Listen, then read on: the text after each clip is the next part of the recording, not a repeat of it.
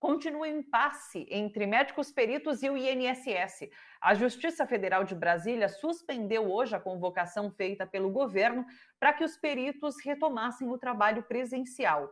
Em sua decisão, o juiz Márcio de França Moreira também proíbe o corte no ponto dos peritos que não comparecerem aos postos do INSS. Os peritos alegam que os consultórios das agências não obedecem protocolos sanitários para evitar a Covid-19. O Ministério Público Federal quer uma investigação de Flávio Bolsonaro por desobediência.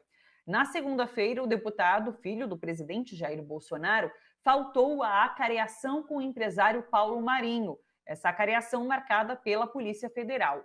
Flávio alegou compromisso oficial no Amazonas. No dia e hora do depoimento, Flávio participou de um programa de televisão em Manaus.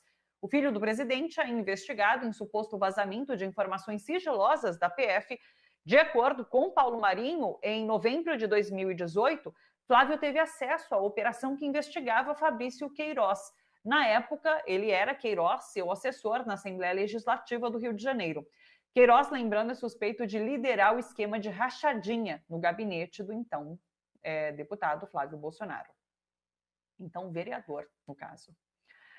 O Superior Tribunal de Justiça mantém a prisão de Cristiane Brasil, filha de Roberto Jefferson, que é presidente do PTB e aliado de Jair Bolsonaro. Desculpa, deixa eu voltar naquela informação do Flávio Bolsonaro. Na época que ele era deputado estadual no Rio de Janeiro, investigado esse esquema de rachadinha no gabinete dele, tá bom? Agora a informação corrigida. O Superior Tribunal de Justiça manteve a prisão de Cristiane Brasil, que é filha de Roberto Jefferson, presidente do PTB e aliado de Jair Bolsonaro. Cristiane está presa desde 11 de setembro, acusada de participar de um esquema de corrupção que desviou recursos da área de assistência social no Rio de Janeiro. O STJ disse que a defesa de Cristiane não comprovou irregularidades nessa prisão. Cristiane era pré-candidata à Prefeitura do Rio de Janeiro, mas essa semana o PTB desistiu da candidatura. O fogo no Pantanal teve origem em fazendas pecuaristas. A conclusão é de um levantamento do site Repórter Brasil, que cruzou dados da ONG Instituto Centro de Vida e do Instituto de Pesquisas Espaciais, o INPE.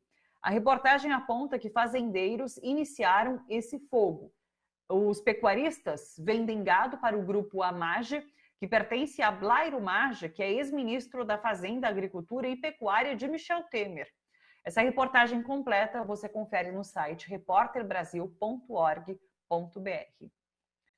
A Força Nacional de Segurança envia 43 bombeiros para auxiliar no combate aos incêndios no Mato Grosso. Até 16 de setembro foram registrados quase 16 mil focos de queimada só no Pantanal, que em sua maior parte fica no Mato Grosso. De acordo com o INPE, o incêndio do Pantanal é o maior da história. Os 40 bombeiros saíram nesta manhã de Brasília, devem chegar só à noite, porque vão viajar por rodovias. Além dos bombeiros, o governo Jair Bolsonaro está enviando 12 viaturas, um helicóptero e os 2 micro-ônibus que transportam os bombeiros. Uma última notícia: as seguranças da Igreja Universal do Reino de Deus agridem e expulsam morador de rua de um de seus templos. O flagrante foi gravado por celular e postado nas redes sociais. O vídeo não tem o registro do dia e nem da cidade onde ocorreu essa agressão. Vamos dar uma olhada nesse vídeo. Olha só. Olha lá, olha só, gente. Desceu o espírito lá? Olha lá, olha. Batendo no cara, olha só. Olha lá. Olha lá, olha. Olha. Hã?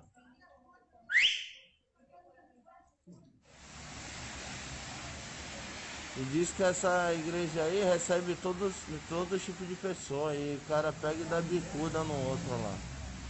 Olha só. Olha só.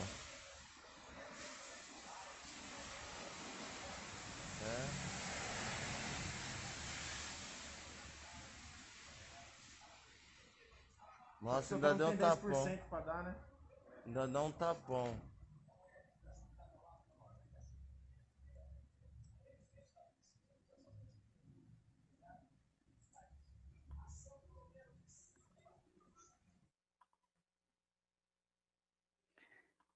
Vou chamar agora para conversar com a gente Fernando Brito, editor do Tijolaço.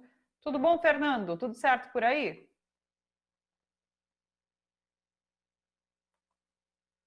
Fernando, não está comigo? Ainda não. Alô, Fernando Brito, chamando. Agora sim. Tudo bem, Fernando? Eu estou sem Tudo seu bem, até um áudio. Será pouquinho que de você frio travou aqui o nesse início microfone? de... Agora foi. Não, Não, agora foi. Agora está tudo melhorou? certo. Sim. Não foi aqui. Bom, vamos em frente porque tem muita coisa para comentar. Eu fiquei chocado com essa notícia agora dos 43 homens da Força Nacional de Segurança sendo mandados para combater o incêndio do Pantanal. Você se referiu ao fato desse incêndio ter sido iniciado em, em algumas fazendas. São exatamente 9 fazendas que somam uma área destruída de 1.500 quilômetros quadrados, aproximadamente. Isso é mais do que todo o município do Rio de Janeiro. Veja, o município do Rio de Janeiro tem 1.121 quilômetros quadrados. A área florestal destruída nessas 9 fazendas soma 1.500 quilômetros quadrados. Portanto, é só você pensar no que significam 43 homens para combater o incêndio em todo o município, em toda a cidade do Rio de Janeiro. Nada. Nada. Mesmo que todos eles pudessem trabalhar todo o tempo, se você colocá-los numa fileira, combatendo o avanço do fogo, de 2 em 2 metros, você vai ter 80 metros em fogo que se estende por quilômetros e quilômetros e quilômetros. Quem já andou na região do Pantanal, quem já andou pelo Mato Grosso do Sul, pelo Mato Grosso, sabe que você na estrada encara trechos em que você fixa o olhar durante 20, 30 minutos com o automóvel andando a toda velocidade e você não vê nada de presença humana. É uma coisa, é um contrassenso. Parece ser uma operação publicitária, porque efetividade no combate ao fogo, nós teríamos apenas, e deveríamos estar tendo, um deslocamento de milhares de homens das Forças Armadas, coordenados, quem sabe, por brigadas de bombeiros profissionais, para atuar nessa região imensa. E nós estamos discutindo levar 43 soldados em 2 micro-ônibus para atacarem um incêndio que tem milhares e milhares de quilômetros de frente ardendo. É triste o que está acontecendo nesse país. E, aliás, esse caso do fogo no Pantanal e do fogo na Amazônia, que também funciona por aí. Hoje há uma matéria na Folha de São Paulo em que mostra que também na Amazônia boa parte do fogo se concentra em grandes propriedades, em grandes e médias propriedades dentro da área da floresta amazônica. Tudo isso mostra como foi falso, como foi mentiroso o discurso de Jair Bolsonaro ontem na ONU, uma coisa de deixar o nosso país avermelhado no rosto, embora a nossa bandeira não será vermelha, a nossa cara fica vermelha de ver o presidente da República mentindo de maneira tão descarada num fórum internacional. Né? Mentiu na questão do incêndio, mentiu na questão do investimento estrangeiro. Hoje, nesse momento, a Folha dá um registro de que o investimento estrangeiro no mês de agosto caiu 85% em relação ao que se registrou no ano passado, mentiu na questão do auxílio emergencial e mente compulsivamente, enquanto os nossos jornais se exercitam, fazem uma ginástica para não pronunciar a palavra mentiroso. Bolsonaro distorce, fantasia, é impreciso, falseia. Não, ele mente. É uma atitude deliberada, é uma atitude pensada por quem não tem, senão razões ditas ideológicas para sustentar as posições absurdas que sustenta. O nosso país deveria, nesse momento, em lugar de estar dizendo que não está acontecendo nada, pedindo ajuda da comunidade internacional, já que ela se preocupa tanto com a Amazônia, nós já devíamos estar pedindo ajuda da comunidade internacional para combater o desmatamento ilegal, para combater a mineração ilegal, para combater os madeireiros ilegais, para combater as invasões de terras indígenas.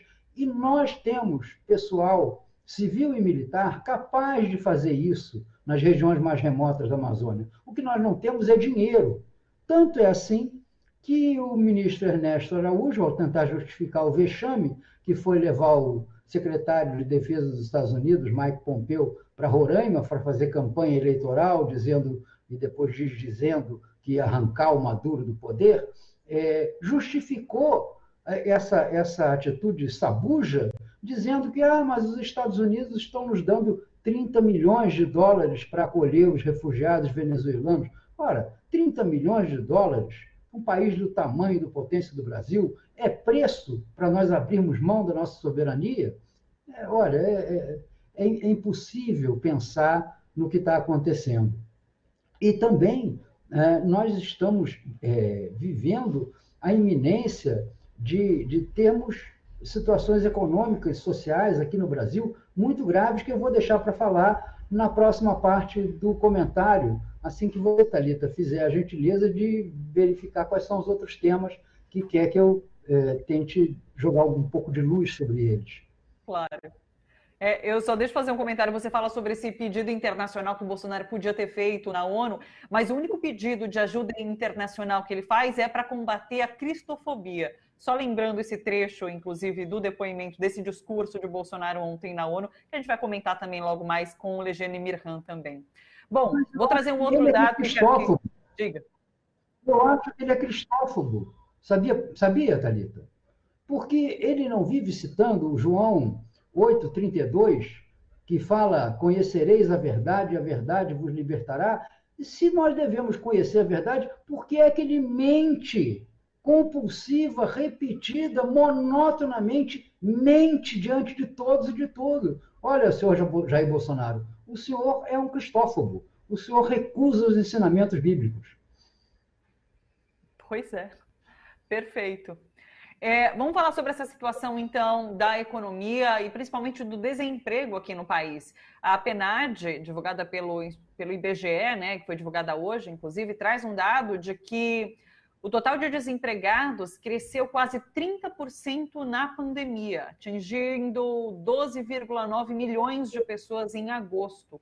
No mês passado, essa taxa de desemprego subiu para 13,6%, maior patamar desde maio. Em julho, estava em 13,1%. Então, a gente sempre comenta, além de tudo, os desalentados, são as pessoas que, inclusive, não estão procurando emprego nesse momento por conta da pandemia. Agora, é claro que com essa flexibilização do isolamento, essas pessoas passam a procurar e esse número só vai aumentar daqui para frente, né, Fernando? Não, o número já não é esse. Aliás, desde o início da pandemia, a gente tem advertido que as medições do IBGE sobre desemprego ficariam longe da realidade. E a razão é muito simples. A questão que é apresentada aos entrevistados é: você procurou, nos últimos 30 dias, por um emprego? Se a resposta é sim, essa pessoa vai para a categoria dos desempregados. Tá? Ora, ninguém, nos últimos meses, procurou emprego simplesmente porque emprego não há. E é isso que mostra a própria pesquisa ao verificar que outros 17 milhões de pessoas, na sua maioria, deixaram de procurar emprego por causa da pandemia ou porque não há empregos na localidade ou na região em que moram.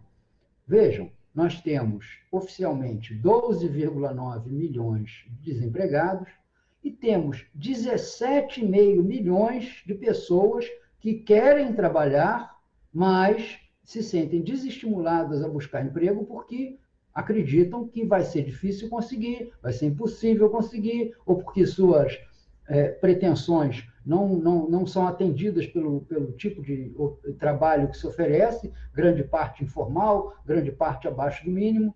Agora, essa pesquisa, Thalita, tem um outro dado que na minha opinião, deveria ser tratado como apavorante pelas autoridades brasileiras e pelos pensadores econômicos. Veja, o IBGE verifica que 44%, aproximadamente 43,9% dos domicílios brasileiros estão recebendo auxílio emergencial, ou melhor, estavam recebendo auxílio emergencial de 600 ou de 1.200 reais, que terminou neste mês, e que agora passa a ser de 300 reais ou de 600 reais, se for aprovada a dobra para as mulheres que chefiam lares. Muito bem. Esses 44%, né, representariam sobre a população brasileira 93 milhões de pessoas. Eu creio, com razoável dose de certeza, de que são mais do que isso, são mais de 100 milhões, porque os domicílios mais pobres são justamente aqueles que têm mais pessoas habitando a mesma casa, né? mesmo habitat. Muito bem. 100 milhões de pessoas começam a deixar de receber esse mês o auxílio emergencial, que, pelas contas do IBGE, representou em cada uma dessas casas uma média de ingresso de R$ 905. Por que 905, se é de 600? Porque muitas vezes 2 pessoas da família recebem, porque muitas vezes a família é chefiada por uma mulher que tem direito a receber em dobro. Então, esse valor de 600, na prática, vira R$ 900. Esses R$ 900, num passe de mágica, a partir de amanhã, a partir do mês que vem, viram 300. E, a partir de dezembro, viram 0. Quer dizer, a carruagem primeiro vira abóbora e depois vira fome. Isso deveria estar nos apavorando. Mas só o que a gente está vendo é um jogo político da pior qualidade.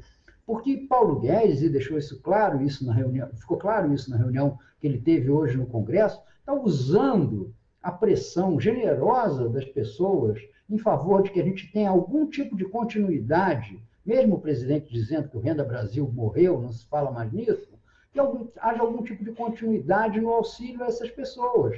Ele está usando isso para viabilizar a imposição de uma CPMF que nem mesmo em tese resolveria o problema.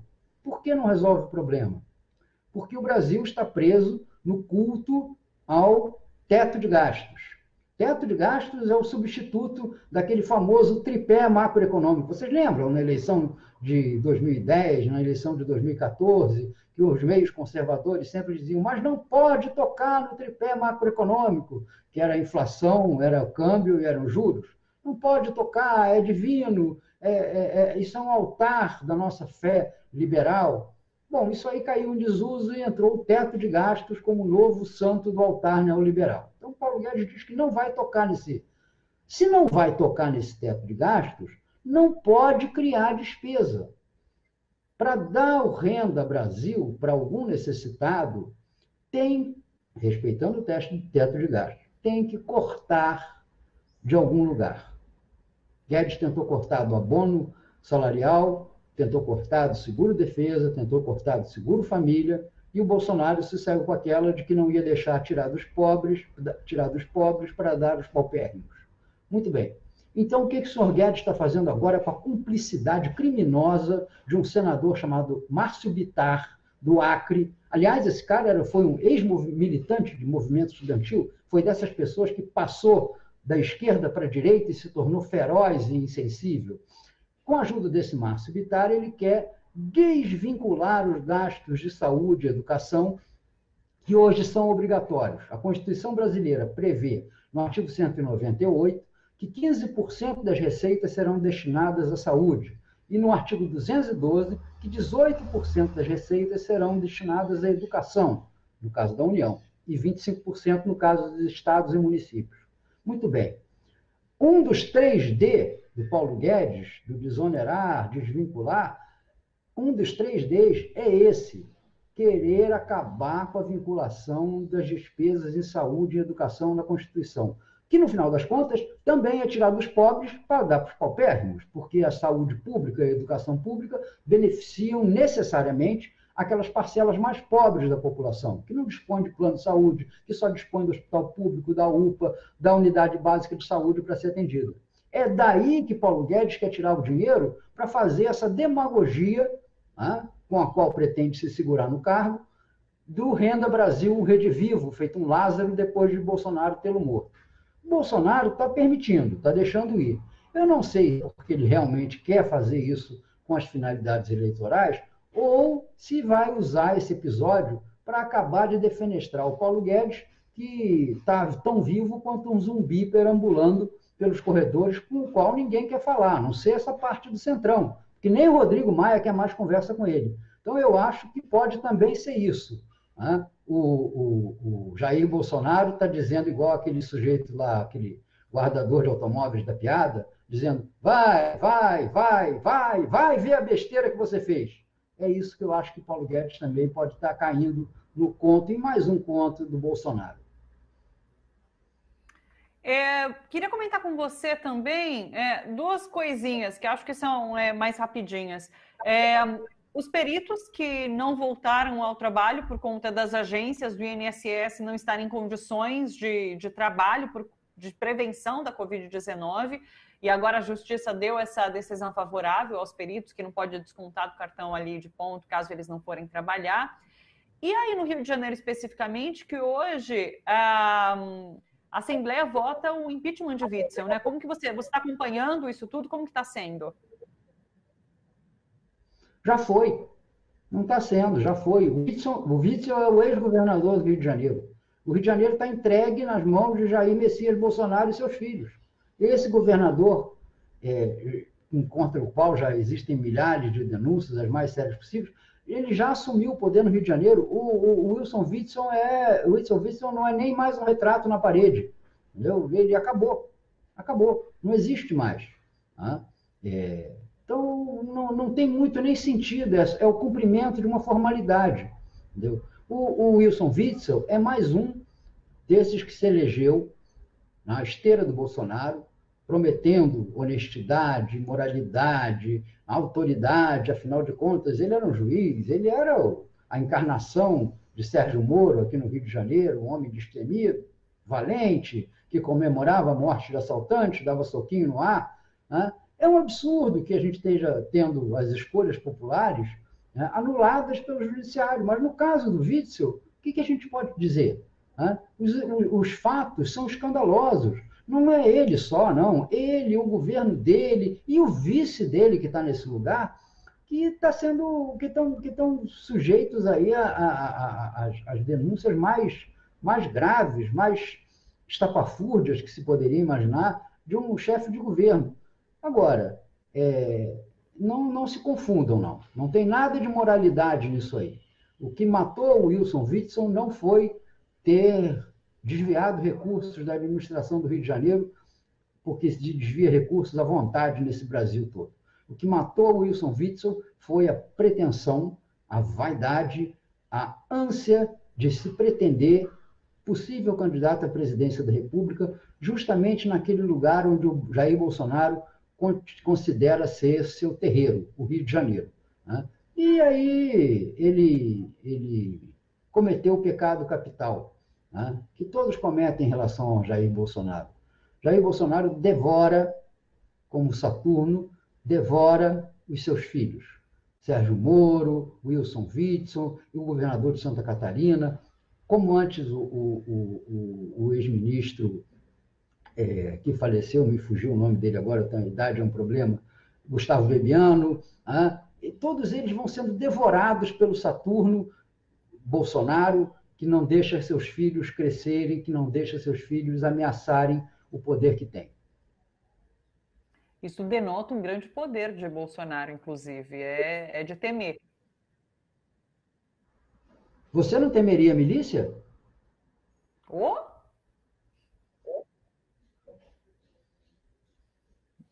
É isso.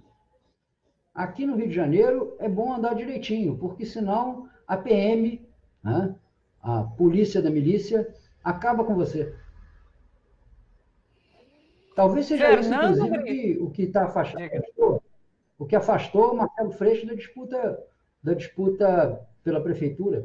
Eu não posso dizer, ele não disse isso, mas eu tenho certeza que isso tem participação. Afinal de contas, não é mole passar anos e anos como ele está andando, cercado de seguranças, andando de carro blindado, e ter um irmão assassinado, como ele foi.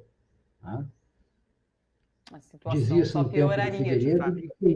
de quem tinha medo. Fernando Brito, sempre bom conversar com você. Muito obrigada novamente pela participação. Um beijo, até a próxima. Até a próxima, Thalita.